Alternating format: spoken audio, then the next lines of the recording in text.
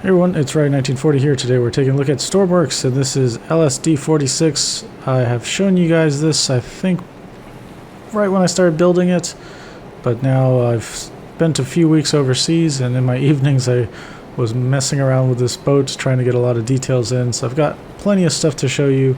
Let's just take a look at the exterior first. So LSD-46 is a Whidbey Island class LSD. It's in real life it's actually the USS Tortuga. It's still in service, which is surprising. But this is slightly, it's not going to be a one-for-one copy, obviously, because the Stormworks bench sizes, everything's a little bit compressed, so we won't have all the same features or design things, but it's heavily inspired by it. In fact, I got the stern name on it and some of the number. Although in real life, it's interesting, that doesn't have the name on the stern. It's actually on the side here, kind of down right around there with the number 46. I just can't draw on these slope pieces, so we couldn't put that there. So it did actually fit here just fine. In real life, this door basically goes all the way up to the flight deck edge, so there's no room for that to be painted on there. Right now, we've got basically a lot of the main systems are all hooked up, so the last big one I have to do is the firemain. I've started piping all that stuff up, but I've got the fire stations where I want them. The firemain system, like the tank itself, is plugged in and takes water from the sea chest and all that kind of good stuff. So that all works, which is great. Back aft here we've got little details of some bits there. We've got a couple of hoists or winches here to tow if we need it. Then we got a few machine gun stations, one on each side, and then a fire station obviously right there. You see a lot of these vents here, and this is because the ballast system, I actually was able to get this working for the stern ramp. Essentially what you see here is water is going to flood the space. You know what, let me zoom out here. We'll use the photo mode, but we'll zoom the field of view out. There we go, that's good. Let's go back aft again. Yeah, so water will come in as this opens up, and these vents here, or these ports, are going to take in all the water, and it's going to go through and get pumped upwards and out, so it'll go out these vents here. Now what we're in right now is actually one of the ballast tanks that we can control for the stern ramp area. Essentially we want that ramp to be in the water, so we've got to lower the ship, and those tanks kind of are on the sides here. You can flood it and it'll sink the stern a bit, and then water will just start basically rushing in from the ocean outside, and that's why we've got a lot of inlets, ports here, and a lot of pumps to try to fight the inflow of water, and then pump it over the side. So it'll give you some time to basically drive off the ramp. It's just really difficult to design something like this in Stormworks, because I find Stormworks doesn't balance the water out. If you ever look at while this is flooded, you'll just see a big wall of water right here, and it'll just stay like that, and water will pour in and just fill the space. It doesn't automatically balance itself out, which is, it's just a weird behavior of the water in the game. So that's that area. We've got all the controls here, so this is where you would control those ballast tanks there to lower it. This is where you control the ramps, and you would control the pumps to get all the water out. So all that's all labeled, and we've got some doors here. I had to segment this area of the ship as small as possible, so we've got these doors that open up and close for the vehicle access. This is more of a parking area back here, so you can drive and store some vehicles. This is also a way that you can get around the internals of the ship. But we had to move the doors forward because, like I said, the water, when it pours in, it's just a large volume of water, and it will try and flood this whole thing. So when it does that, the ship becomes very unstable because this whole massive volume is getting filled up with water. So we've got that closed off. This one is the ramp that goes upwards, and you can actually drive an AAV up and out through this door. This goes through the hangar, and there you go. So you can get up this way to the crane. The crane is made by HCS Firebird, and the rib here is made by Soup. So the crane is kind of slow, but it does the job. It can definitely pick up an AAV, and the ship is stable enough where it's not going to roll when you pick up the AAV. Right now I'm cheating with a couple of mini keel blocks. I don't know if you can see it, there's one right there and there's one on the other side. I'm doing that while I'm building the ship out to see, while it's not fully loaded, if it's going to be stable. I need it to be stable so I can like test things out. We'll see when we're fully built out if we need those keel blocks anymore. If we don't need them, we'll just remove them. If we do, then it's probably going to be the first ship I have to cheat, because this asymmetrically loaded crane being on the starboard side, when it picks up a lot of weight, if there's not a counterbalance on the other side, it's just not gonna work out well. It originally used to flip over or capsize when I first spawned in because it was riding so high. But now we've got a lot of actual tanks in the lower decks, and we'll walk through it. So maybe it's all good now. I just have to try it out. Of course, we got the Sea Whiz there on the forward side here. We got a couple machine guns.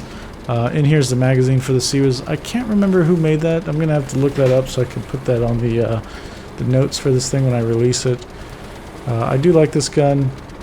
The one thing I don't like is I think once it runs out of ammo, it keeps winding up and spooling even though it's not firing, and I don't know how to disable that. So if that becomes a big problem or annoyance, I might switch this out with something else. You guys know I like to use Bruce's Missile System 5. It's a basic missile system that I think carries like 36 missiles, and it would roughly fit in this area, so that'd be alright. We get an added capability of being able to shoot at ships with these missiles instead of just using the gun. Over here we got some fake bits for the anchor. The anchor's actually inside there. And it's an automatic anchor system by Chicken Sar, I think is his name. I've got more fake bits, and that's that.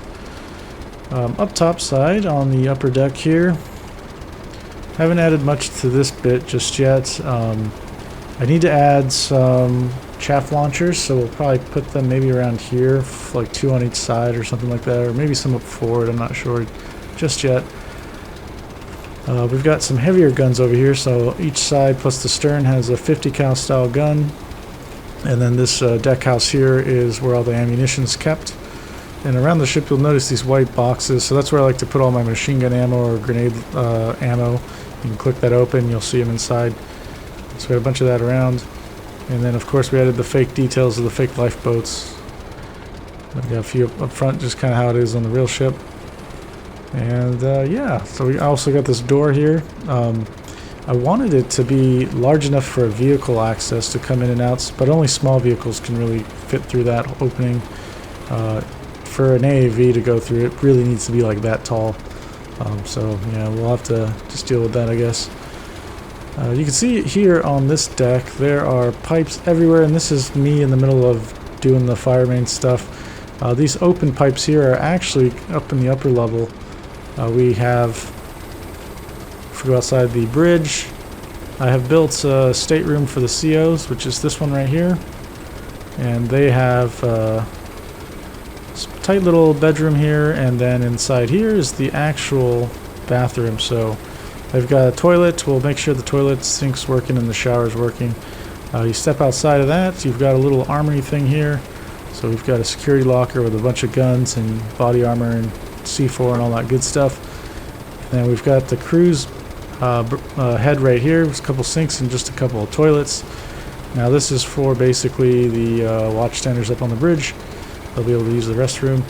And then this over here is the EXO stateroom. So once again, it's another stateroom, and then they also have a shower and sink and toilet. So all that stuff is basically in the overhead right here. And we'll have to figure a way out to get them all connected. So that should be quite a task. I actually have the whole sewage system stuff on the engineering deck if we go a little lower. Also, while I was making the firemain system, I've been doing it more like having pump stations everywhere, a little bit more detail. In the past I've used a small pump like in line with the pipe, and we didn't have this kind of stuff. I think this fills out the spaces pretty nicely. There's actually some sort of little pump rooms and stuff like that you can find around the ship, and they'll tell you the pressure of the pipe at the moment, or in that area, and so you can see how firemain's doing. Going around, you see the blue lights here for the well deck. I really like that, and the red lights all throughout the ship. I didn't add white lights just because there's just too many lights if I was to do white and red. So we just we'll just use red because we're going to be doing that, or using that while we're using it at nighttime. Normally ships won't have white lights on in the, at least US Navy ships don't have them on in the actual walkway spaces at nighttime because it messes up your sleep cycle. But workspaces often will just have the white lights just because you need to be able to see what you're doing. So let's go below deck again once more. This is one deck below, and it's I don't know what's going to be here. I think we'll make a berthing or something down this way, like a cruise berthing, maybe a medical thing or something like that. Going over here, this space right here is the central control station at the moment. It doesn't have a lot to it, but it's got all the ballast controls. So we got the water tanks here, that's the ballast control. And it also has the controls on filling the sea chest and getting water to the ballast system. And then going through the, we have a connection to the ballast water treatment plant. And so we can pump water through that and then discharge it over the side. So all those controls are there, and then the fuel balancing is also here. So this is configured to basically put all the fuel into tank number 1, and then I think that is tank 1 and 2 take in fuel, and then I've got that backwards. Tank 1 and 2 are feeding tank 4 and 3, which are feeding to the engine. So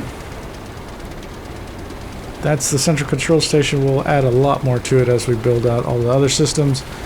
So these systems right here are actually the pumps for the ballast system and the fuel system. So this is how we transfer fuel around to different tanks. We have all the controls that we need, so we can go to individual tanks. There's basically a main loop that goes around, and then we're tapping into that loop individually for the tanks if they want to pump in fuel or pump it out. So it's just going in a big loop, and we're just taking in and out. So it's pretty simple, but you get a lot of control out of it, which I like. Alright, so this is the engineering deck. I really like this a lot because if we... actually, this is one of my first, I think my first ship that's got bow thrusters and stern thruster pods. Or not pods, but just props that are kind of built into the hull. So this space right here is where the motors are that are running those props. It's all you can access it. It's kind of like a small trunk space, and there's light controls up this way right here, and then the electrical isolation, so the lights. So I really like that. I like being able to climb into like small spaces on these ships. Over here is this is where we take in the gray water and also the black water. So the toilet stuff, and then the water from the sinks and the showers, and then we can treat it so that it goes over to this tank, and then you can discharge it over the side. So at the moment all these tanks actually work. It's just a matter of hooking up to the toilets and stuff throughout the ship, which we'll be doing that shortly. Next over here we've got the the water plant. So we've got salt water that comes in from the sea chest, and then we can turn that into fresh water, and then from there we can fill 2 tanks. We've got the cold water tank, or the regular temperature tank, and then on this side here we've got the tank for hot water, and then we've got the controls to set the hot water temperature. We could run that, and then it will maintain that temperature. So that'll be the water that goes up to the showers and the like the galley sinks and stuff to clean the dishes, and then the cold water will just go to all the toilets and the regular sinks in the bathrooms.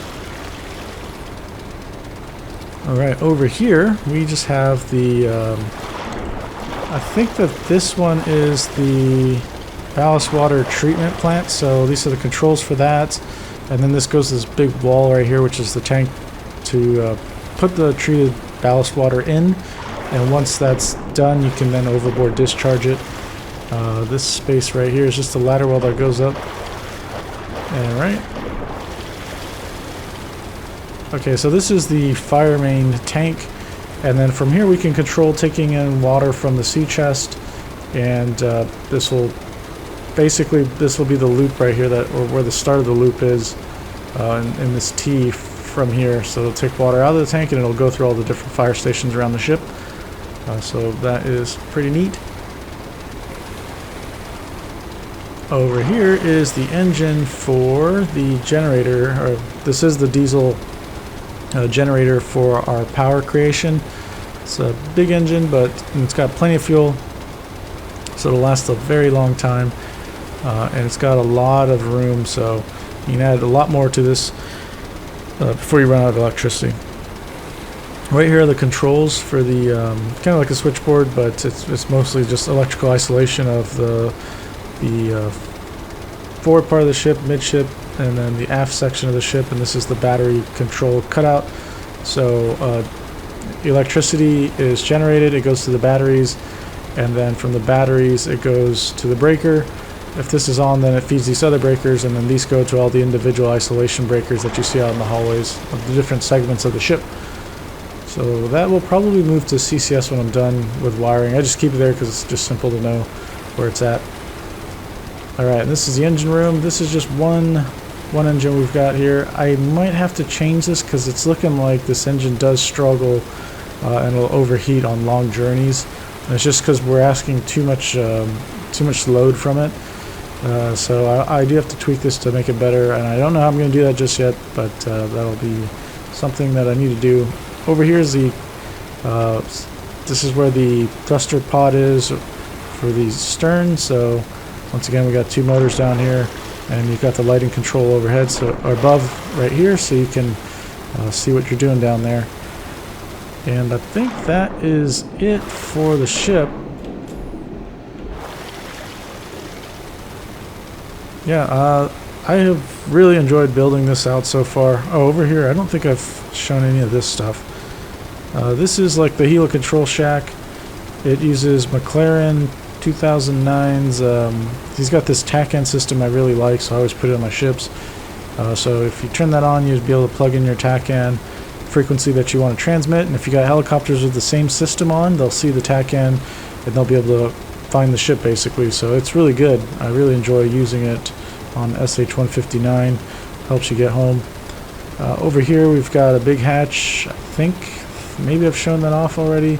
This in real life LSD-46 has a big cutout here, and so the crane can actually get down there. But for our ship, we just have this closed, so we can continue to. So we have the ability to drive the helicopter all the way to the hangar. LSD-46 I don't think has a hangar in real life. It's just got like a vehicle storage area that kind of looks like a hangar, but it's not. It's just got some big doors on it. And yeah, so we've got the working landing system there, and it can it can traverse you all the way back into the hangar, and this will fit the CH-46 that I like a lot. Yeah, I really like this. We do have all the chargers. Yeah, we've got some chargers around the ship on the top side area, so there's one out there, and then there's one out here, and it's feeding different locations on the deck here. We've got some wire plugs, so that way we can charge the helicopter after it lands, because you'll shut the helicopter down, but you still need power for the small connectors to keep the helicopter from rolling off the deck. So yeah, we've got power connectors everywhere. Ultimately, I do have to add fuel stations. I haven't done that yet, so I don't know where that's going to be. There's not a lot of room in the overhead, and I don't want to put a lot of things in the overhead here because we want the clearance for the AAVs and stuff. So I want to try to keep this area as pristine as possible. But I don't know, we might have to do something like that. We do need to have a way to get fuel to the helicopters, and so they can continue to operate, so we'll figure something out. The hangar doors actually work, they close, which is really nice. It's kind of like my old FFG-46 that had the similar style doors. I like how they kind of accordion open. Well, not accordion, but they slide open in segments, so it's really neat. But yeah, that's LSD-46. I hope you guys enjoyed. If you have any questions or comments, leave them down below, and I'll get to them as soon as possible.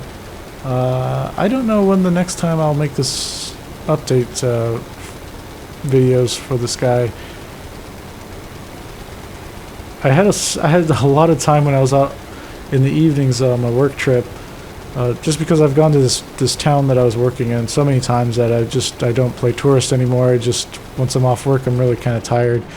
And oddly enough, I find even though I've been mentally exhausted all day, I can still play Stormworks sometimes and get a lot of stuff done, especially on the weekends. So got quite a bit of stuff done. I don't know how much progress I'll make right now that I'm back, because I've got a lot of other work to do in real life, and Unfortunately, it is stuff that makes me so tired I don't want to even play games when I get home. But yeah, I look forward to finishing this eventually. Hopefully it's not going to take too much longer. Like I said, I just need to really get the fire main connected up, and then the toilets and all that stuff connected up, and I think we might be there. And also, one more thing, I've got to add the fuel supply for the aircraft. Everything else is functional now, and even the main systems that work with the toilets and all that stuff, they're present. It's a matter of hooking them up now. All the tanks actually have their vents that are vented out properly. That's what all these ports are over here on the side. So everything works. It's just a matter of hooking them up. So yeah, if you have any questions or comments, leave them down below, and I'll get to them as soon as possible. See you next one. Bye.